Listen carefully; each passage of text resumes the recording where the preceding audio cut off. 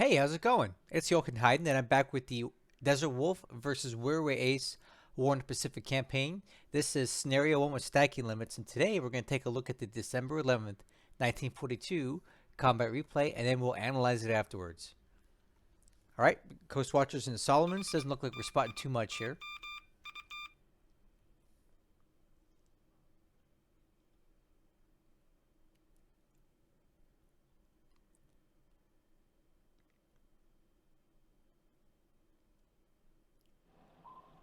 Oh, okay.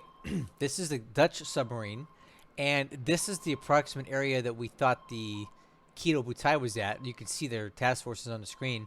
It looks like Desert Wolf has moved a ton of subs over to this area in an attempt to pick off the carriers, but ASW intercepts it. Okay, and now K-14 is going to take a shot at the Onami and miss.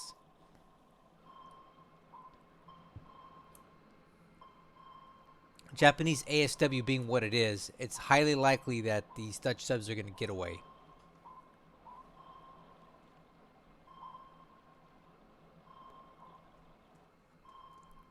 And they do.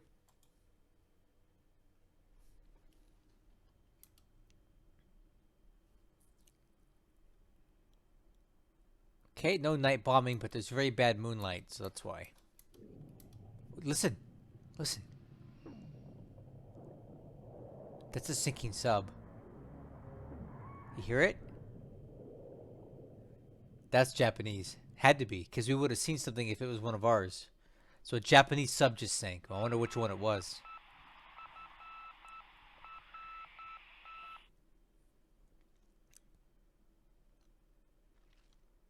Alright, let's see if we get any kind of naval engagement right now. It's coming up. And no. No naval engagement. Nothing like that. Okay, now we're in the air phase. We should see quite a bit of spotting by our patrol aircraft now.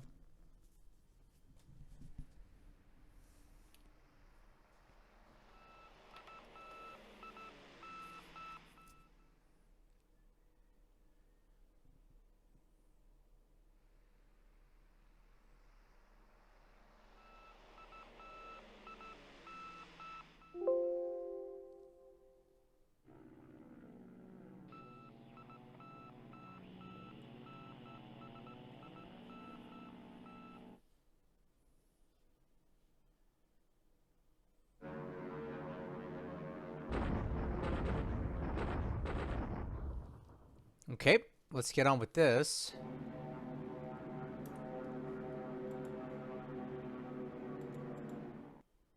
Oh, okay. Looks like the Allies are now sweeping Mole Mine, and that's a good thing. That's telling me that bombers are coming in, and I've been wanting Desert Wolf to stop bombing these troops in the field. That's not doing anything.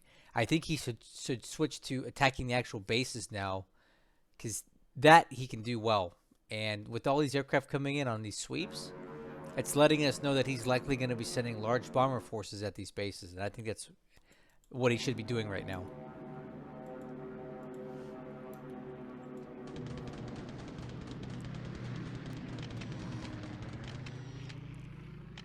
Okay, we got some Bettys coming in to bomb here. Pretty good losses there. That's not a bad result. 81 Bettys. Okay, we have some B5N2 Kates and more Bettys hitting Kusaie. They don't really do anything. That's weird. I'm guessing those Bettys came from truck. And then we have some more coming in this way. I don't even know where these guys are coming from now. Some more attacks on K. No losses.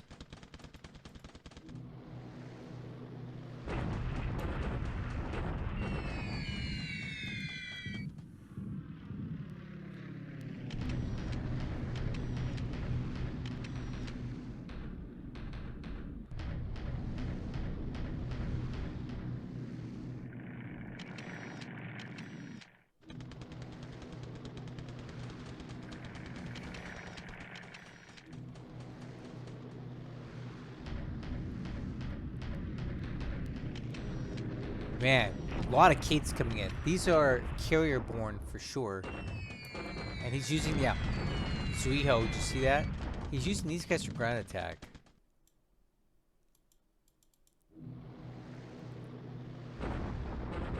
Let's see if we can figure out where they're from. Hosho. Okay, so these are the escort carriers now. He's using them for ground attack. Mildly successful.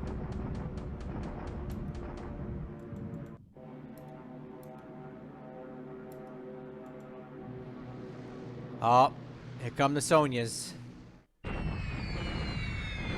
Chunk. Almost 100 Sonyas and they damaged nothing. Okay, there we go.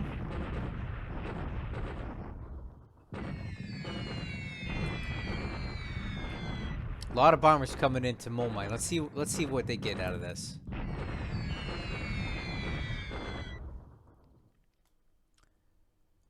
Okay, so they catch one recon plane on the ground.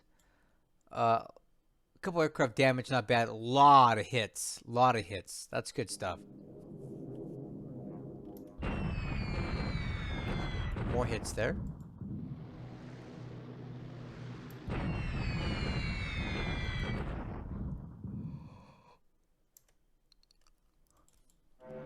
Alright, so it looks like the raids are being directed at Mole Mine today.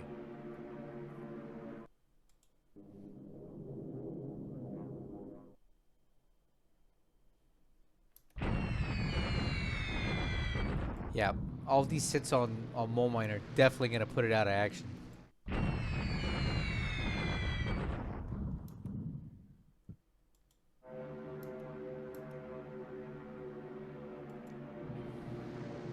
Okay, ooh. Liberator 2 is coming in from Lido, hitting Quiet Lin. Oh, look, he found something there.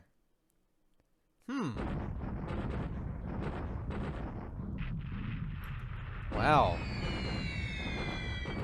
Looks like he found some aircraft on the ground here at Quiet Lin. That was pretty good guess.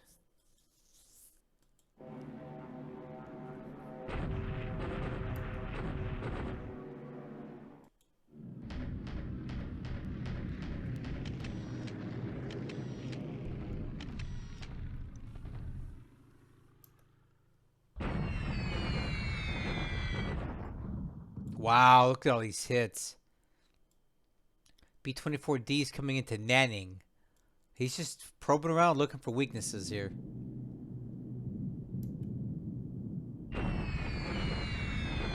More hits on this base.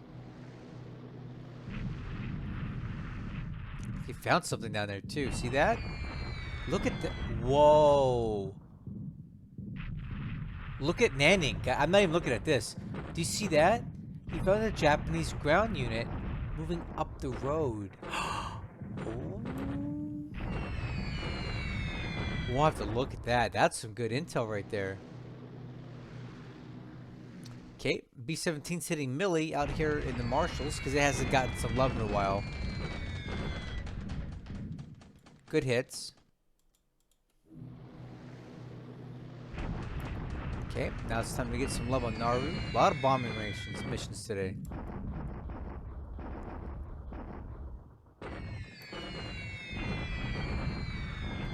Decent numbers. Maloy Lab. Oh, we got some fighters up today. That's a lot of nicks. I still don't think that they're gonna be able to stop these B-24s.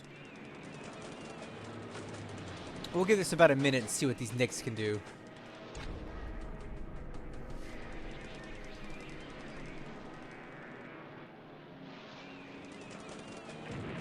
Oh, hey, he got one.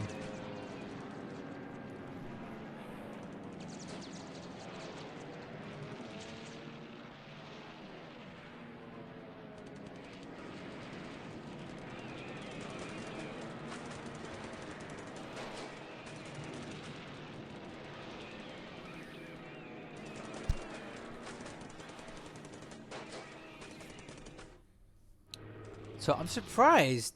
There was no allied sweep that came in first. Maybe they're gonna come in the PM phase, or what? But it's not like Desert Wolf to send in unescorted bombers unless they're at really far range. But he's got places to base his fighters out of. So I'm not quite sure if maybe this was a breakdown in coordination or something that these bombers went in by themselves. But let's see what these Knicks can do. I'd love to see some more. I mean, never mind. Let's just watch.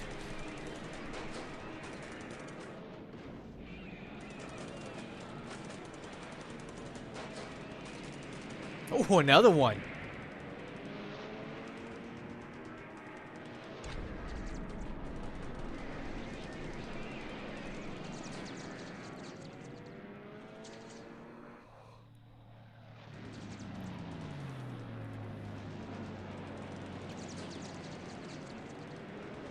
This could start getting ugly for these Liberators.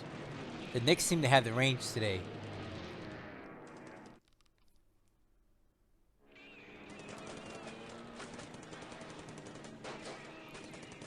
Oh, man.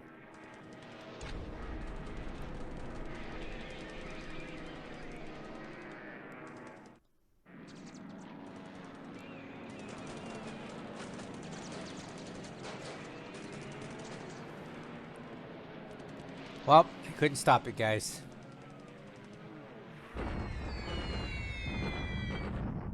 Let's see how bad it's going to get here. Dang it. So unfortunately, the Knicks could not get it done, but at least two B-24s were shot down. Didn't stop the raid, though.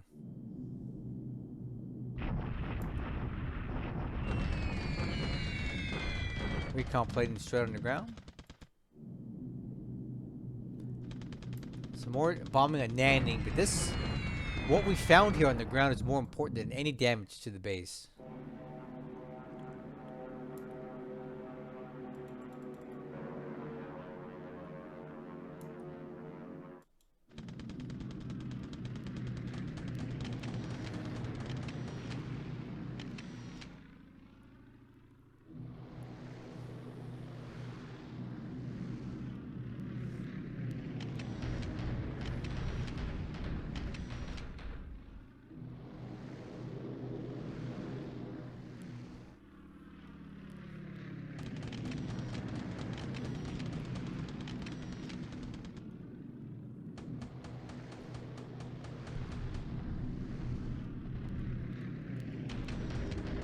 Guys, this is still the AM phase.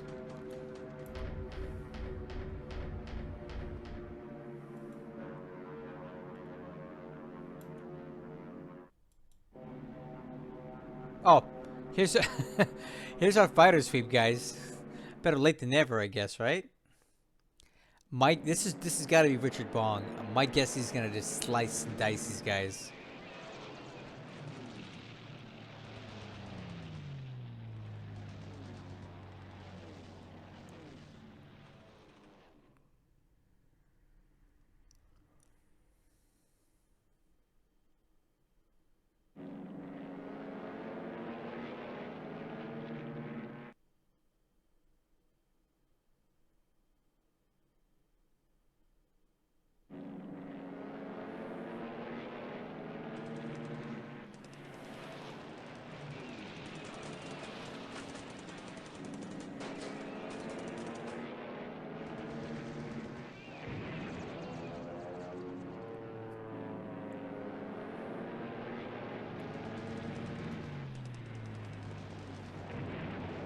Oh, there goes the first Nick. The Nick is no match for P-38G.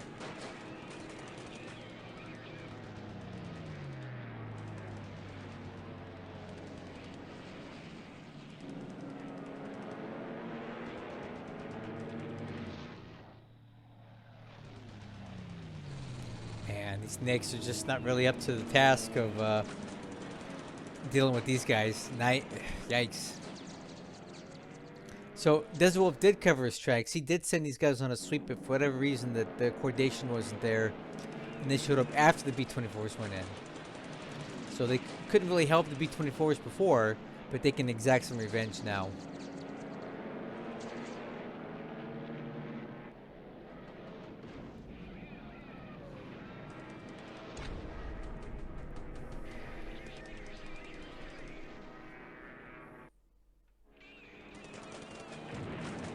All right. Well, let's see. Let's see what happens with Richard Bong and his friends.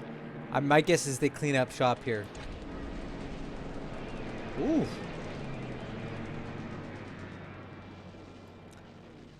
Well, they did shoot down some nicks, but they took some losses. Hopefully, old Richard Bong wasn't among them.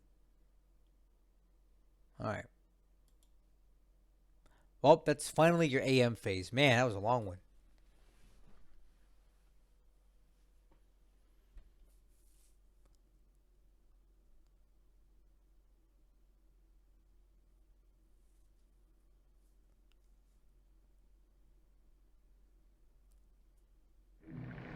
The ball air mission. Canceled for the second day.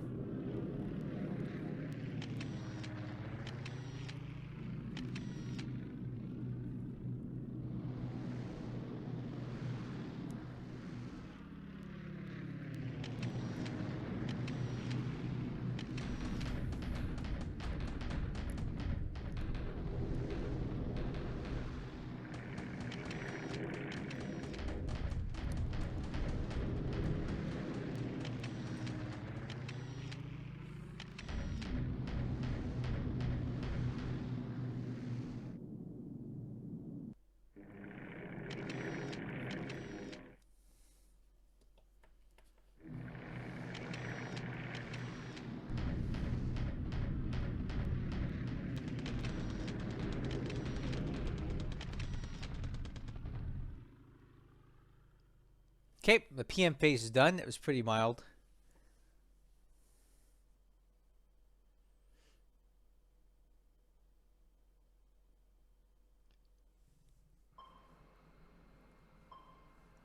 Oh, we got a Japanese sub way up here.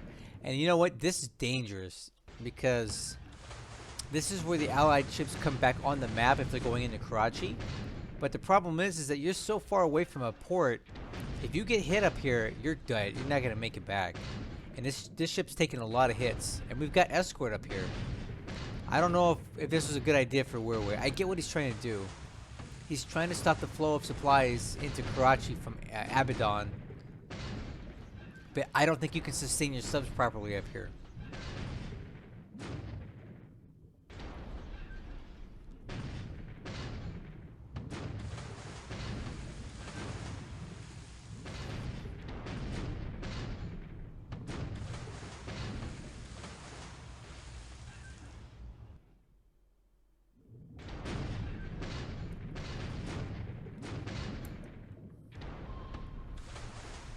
All right. So Tier hit us. This is the Dutch destroyer. I think it's a tribal class copy of some sort. 5 hits on the I-162. No telling how much damage that is, but that's going to be a long drive home.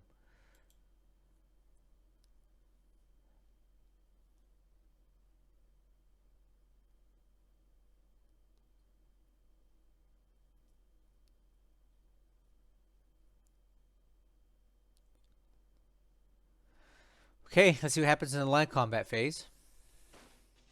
Another deliberate attack, so he's not letting up on the throttle here. Guys, what do you think? Is he going to carry it this time? I don't know. Maybe, maybe not. Let's see. No, not at all. It's even worse than before. Look at this. This is terrible. Almost a 4-to-1 AV advantage, but look at the adjusted here. He used only tanks. It did not inflict significant losses at all. So he used just his tanks here. And this didn't work well. It didn't work right. He should have hit with everything. Okay. A Japanese bombardment down here near Prome. I guess they're just kind of poking and prodding and seeing what the Allies have here in place. Ooh, yikes! I don't think they want to do that again. Look at this. It was like a tank battle or something. See all these losses here? A lot of vehicles. Tank regiment. armor, or oh yeah, there's just a bunch of tanks going at it there. And a Japanese bombardment attack here. Huh.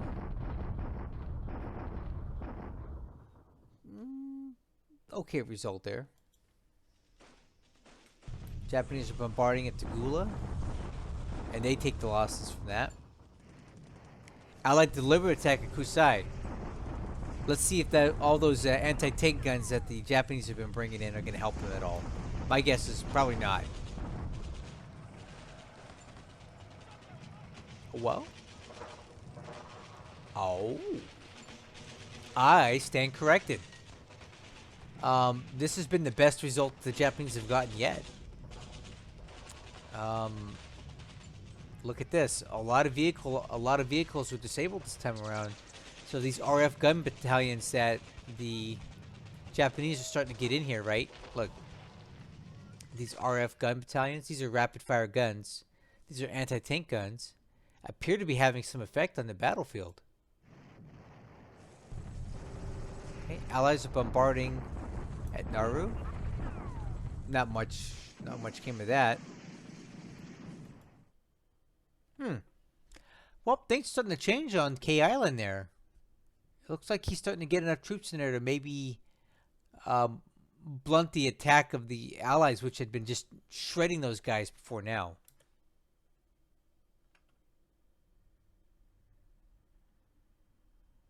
Oh, I think I hit the wrong button. But we can check in the comment reporter if I missed anything good there.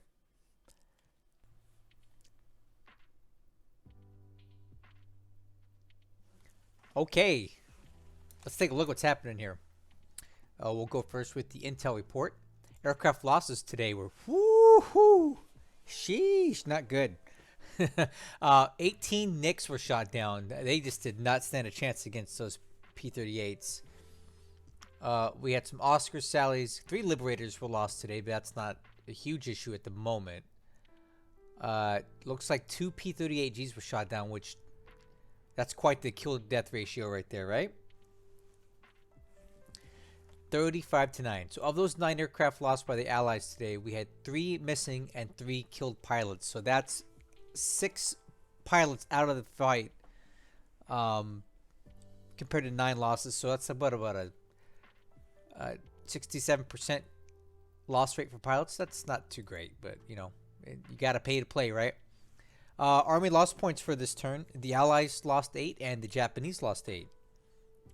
For political points, I'm calculating that we gained 46 points, so he spent 4 points on something, which could be just about anything. I doubt it's anything that we'll ever find. Probably a commander or something like that. For the turn, the Allies gained an additional 15 points, bringing the Japanese win ratio down to 1.602. Just a small decrease.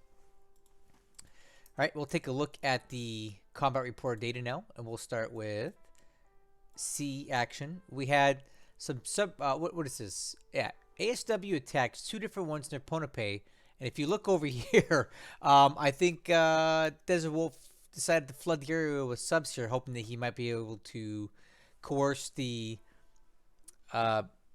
Japanese carriers into hitting a torpedo or something, but that didn't happen. We also had this, a sub engagement near Karachi, and I mentioned that before. I think this is very dangerous of Wirraway to operate a sub like this far away. This is literally what I would call a suicide mission. Okay, look, this is all ASW work right here. All of these. This is a suicide mission for any sub that goes in here. This one already took damage. We don't know how bad it is. It took 5 hits. We don't know what that did to it, but if this thing gets heavily damaged, there's no getting out. So I think this is kind of not a great idea. I get the point.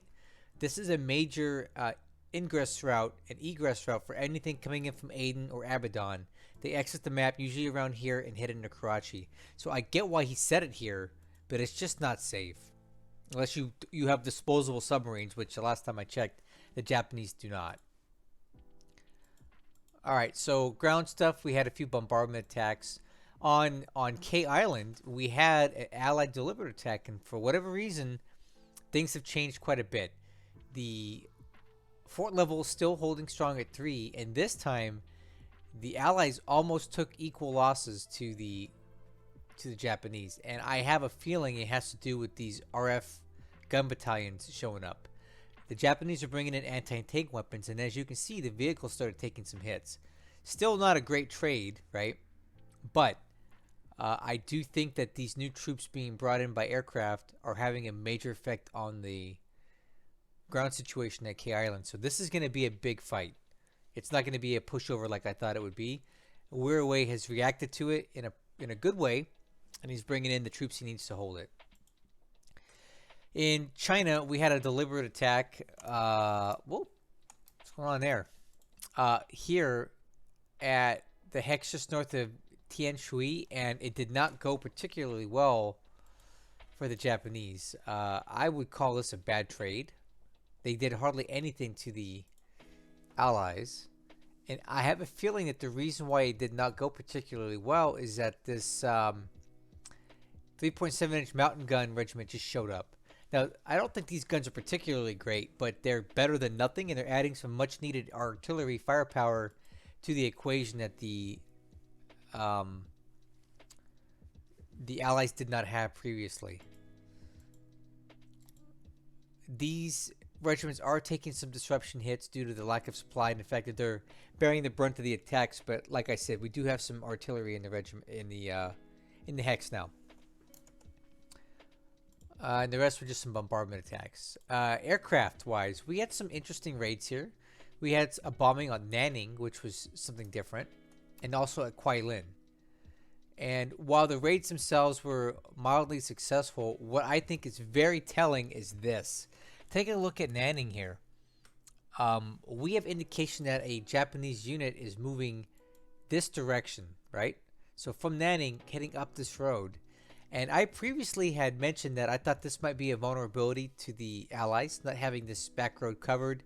But then I stopped and realized that the terrain here would probably inhibit supply movement for any Japanese troops coming up this way anyway. So that while they may be able to get up here, they won't be very combat effective because they'd have supply constraints. But regardless, there is a Japanese unit spotted moving up this road. So I think Desert Wolf might... It wouldn't hurt him to maybe break off a fragment of a unit here, like this, like a core or something, and divide it, right? And take a piece of this unit and maybe stick it right here, just in case there's other Japanese troops coming up this road. This could be a big flanking movement. I don't know. But I thought it was pretty interesting that Desert Wolf chose to hit this base, and we found a unit that has a move marker on it. So it's something, right? We also had bombing at Mole Mine here. It did a lot of damage to the base, as you can see, and aircraft were destroyed on the ground. And I did mention that I wanted Desert Wolf to start targeting these bases since bombing the ground was not effective. Let's see here. We also had a bombing raid on Malloy Lap in the Marshalls, and we saw our Knicks get into action, and they did not kill what I thought they would. Oh, this time around we had a strange collection of aircraft hitting our troops on K Island. We had a bunch of Bettys, which I assume are coming in from truck. And we also had a bunch of Kates. Let me see if I can see it. Yeah. A bunch of Kates coming in and hitting K Island as well. We can take a look at the status of the troops on that island right now. Disruption is high. That's something to keep in mind. These units are very disrupted right now. Highly fatigued. So that might have had something to do with the combat performance of the Allies on the attack this turn. They were very badly disrupted. I don't know if that's because of the bombing or as a result of the failed attack. But yep, that's maybe Wirraway might be able to send a tide here and kind of push back against this. Alright, Sigint, not too much to talk about here, although we did see, again, another mention of something going on at Paramashiro. I wish I could see what was there. And then I also saw multiple mentions of radio traffic at Hiroshima and Kure. But interestingly enough, there's nothing indicated here, right? We don't get a lot of information from that. Normally, when you have detection like this, it would show you how many troops are there, how many aircraft are there, and what kind of ships are there, but we don't get that this time around. I don't know why. Located. Here, the thing that really stood out to me here was this. The Tone Heavy Gun Regiment is located in this hex right here. And for those of you who know the Japanese, this is one of the biggest artillery regiments in terms of gun size that the Japanese have. The Botonko and the Tone gun regiments have like 24-centimeter guns or something really big. And I guess he's moving it down maybe towards this direction. That would be my guess, but I don't know exactly what this unit's doing here or where it's going. But seeing as how he loves to bombard here, my guess is he might be moving this unit into this hex to add some firepower to these bombardments. But this will take about a week or couple weeks for this unit to get down here, so we'll keep an eye on that. See if the Tone gun regiment shows up on any of our bombardment lists in the next couple dozen turns. Wait, a dozen and a half? Not a couple dozen, that'd be like 24. Okay, so I went to the ops report, and the only thing that I saw that was interesting was this. The pilots. Looks like old Richard Bong is starting to get his kill count going. So let's take a look at this unit. These are the P-38Gs out there operating in the near Macon right here. So this is the Bong Water unit. As you can see, look at this experience level. That's crazy. I don't know if I've ever seen a pilot with 89 experience. Bong comes in with a ton of experience just from the start, but having him at almost, this could be the highest I ever saw. We'll see. But he's definitely on the kill boards and at the top of the list here. So this is hopefully the first of many kills for Bong, and this pilot is so OP. Now, what happens is that, you know, Gary Grigsby and his team, or whoever made the scenario files here, built these pilots from scratch and added them into the game. So they obviously want Richard Bong to be one of the best pilots in the game because historically he had the highest kill count of any American pilot in the history of aerial warfare, right? But in the game, to make it manifest itself, they have to give him artificially high stats from the get-go so that when he gets into a squadron, he's going to instantly start racking up kills. And that's what you're seeing here. This high experience, this high air skill, and this high defense skill are making him better than the average pilot you're ever going to train on your own. So he comes in high, and he just starts taking off. So that's what we're seeing here. A combination of good training by Desert Wolf to get him higher than normal, and now he's just taking off. So I'll be watching Richard Bong regularly to see where he goes with his career. All right, let's get on with it. Let's talk about the turn itself. In China, I don't have much to mention to you other than the fact that the Japanese must be tired or worn out or something here because they are not making progress in this hex. They're whittling this away very slowly, but this last turn they took a lot of tank losses here. So I don't know how long it's going to take them to break through here. The usual bombardments here, and as you can see, we're really in no danger. These units have almost no disruption. They're recouping strength quickly. No way they're going to break through here. Let's see if the Tone gun battalion gets here and does something different.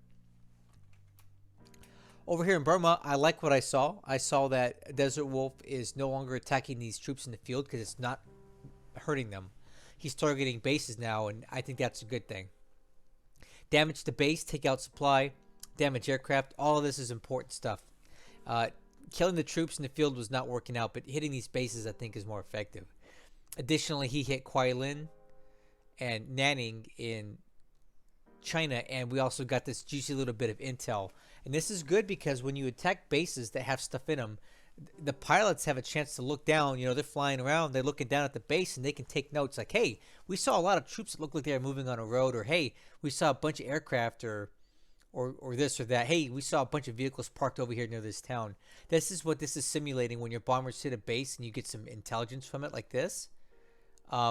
It's your bombers come back and saying what they saw when they were dropping bombs on a place. So there's another value to doing base bombing range. You get some free intel. All right, so I noticed this turn we had no activity here on Russell or Tagula. My guess is that it's Desert Wolf just kind of saving up and getting his fatigue and disruption levels down for another attack. We have lots of supply here, so we could basically do this indefinitely.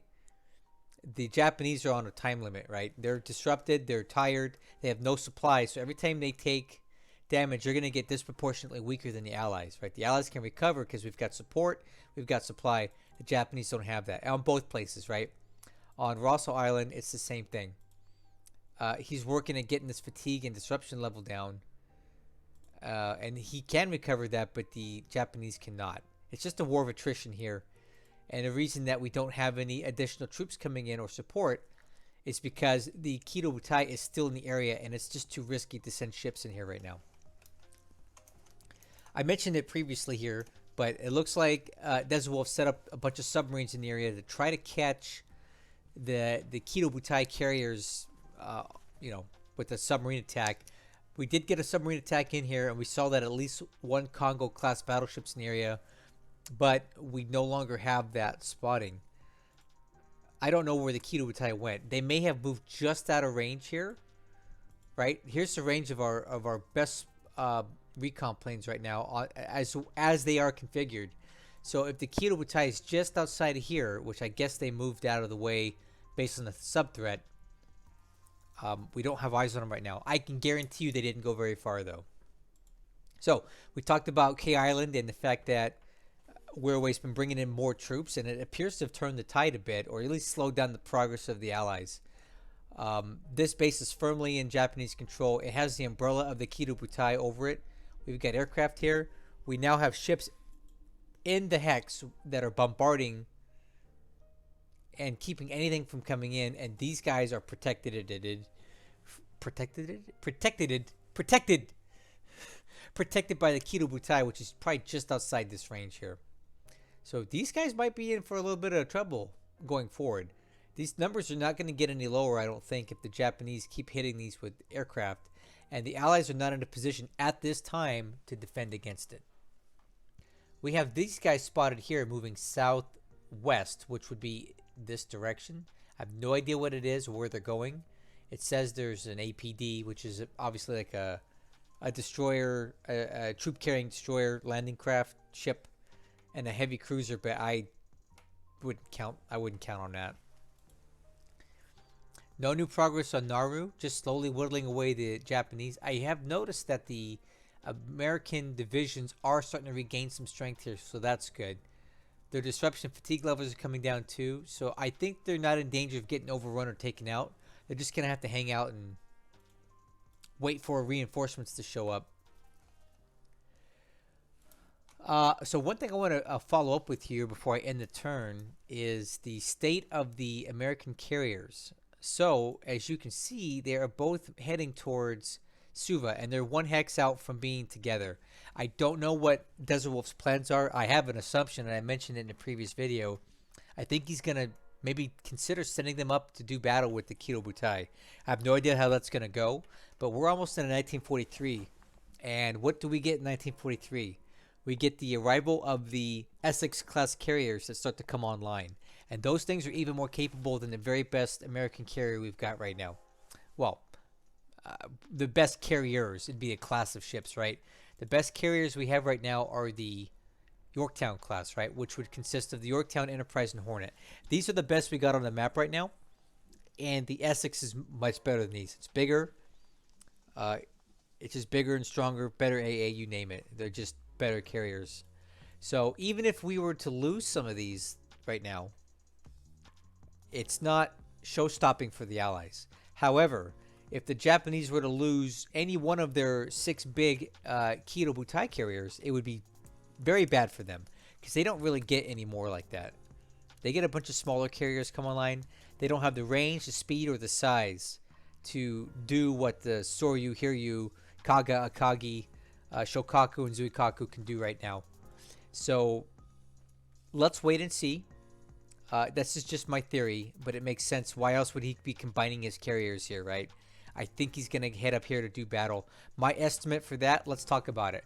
Let's give these guys one turn to get in here, refuel, rest up. And let's assume they move out in 2 turns, right? From Suva to K Island, for example, is 42 hexes, straight line distance. We'll round it up to let's just call it an even 50, just to account for maneuvering and stuff like that. So at 50 hexes, uh, these carriers at normal speed will move at 8 hexes a day. 8 times 6 is 48. So in 7 days, in 7 turns, the American carriers could get up to K Island directly. That's my estimate. So call it 9 days from now they'll be there, because I'm gonna give Desert Wolf 2 days to get his act together at Suva, get some emergency repairs done, get fueled up, and head back out. So my guess is that if Desert Wolf is gonna head up towards this area, it's gonna be in about 9 days that you'll see them in the area, ready to do battle if that's what he's planning to do. So I'll end this video now. Let's wait and see what happens. If you have any additional questions about stuff that I'm not currently covering on the map, for example, what's going on up in the Aleutians, what's going on at Pearl, how are we doing in the South Pacific, I haven't been covering that because there's so much activity in the Marshalls and Gilberts right now that I just kind of want to focus on that. But if you have questions about stuff that's going on around the map, come to my Discord, ask me, ask Desert Wolf, or post a comment on this video, and I'll be glad to answer your questions for you. Because I'm trying to keep these at a reasonable amount of time. And if I were to go around the whole periphery of the map and talk about everything, we'd be here for 2 hours. So I'm trying to keep these focused on the action, but I'll answer your questions in the meantime. And I'll catch you guys on the next one.